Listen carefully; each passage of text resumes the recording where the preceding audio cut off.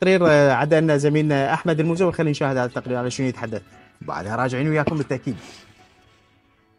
تعليم الأبناء رياضة السباحة من الأمور التي حث عليها الدين الحنيف لما لها من أهمية صحية، فضلا عن دورها في حماية الفرد من الغرق.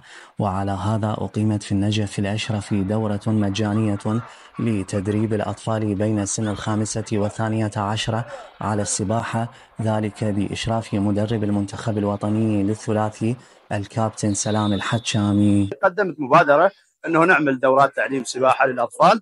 ليش للأطفال؟ لأن الأطفال هم أكثر عرضة لحالات الغرق، وهذه مو أول سنة أقيم هذه الدورة، طبعا سنوات سابقة لكن بدون إعلام. عملت ما يقارب أكثر من 35 دورة مجانية. كنا نستخدم الدورات في شط المشخاب والكوفة. حاليا قلنا اتجهنا على المسابح قلنا نشتغل الدورات المجانية.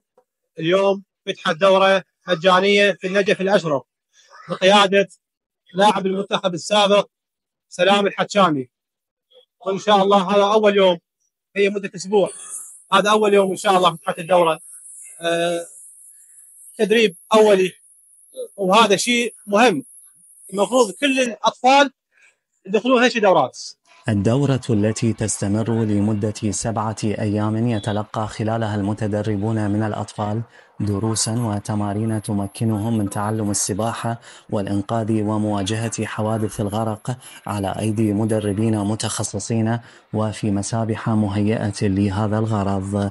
من 5 سنوات إلى 12 سنة يكون الطالب بهيك عمر مباشر يستلم التمارين، لأن يكون الطفل إذا كان صغير يعني يستلم يستوعب، مو مثل الكبير يعني، ويكون بصورة صحيحة يتعلم. يعني كبداية نعطي تمارين والدور يطبق عليها، والدور بعض التمارين يستلمها الطالب ويكون من درجة إلى درجة، وإن شاء الله توفيق من رب العالمين. وتأتي هذه الدورة في أعقاب سلسلة من الدورات التي نظمها الكابتن سلام الحتشامي بهدف الحد من حالات الغرق للأطفال التي تسجلها محافظة النجف الأشرف، وخاصة خلال فصل الصيف.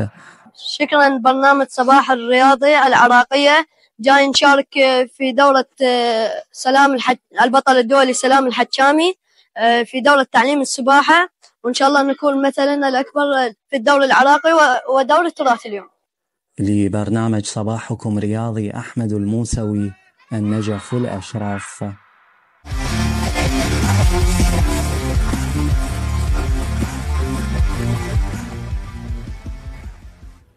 شكرا لزميلنا أحمد الموسوي لإعداد هذا التقرير يتحدث به عن افتتاح دورة السباحة للفئات العمرية في محافظة النجف الأشرف. دائما ما الفئات العمرية هم الثمرة الكبيرة للرياضة العراقية.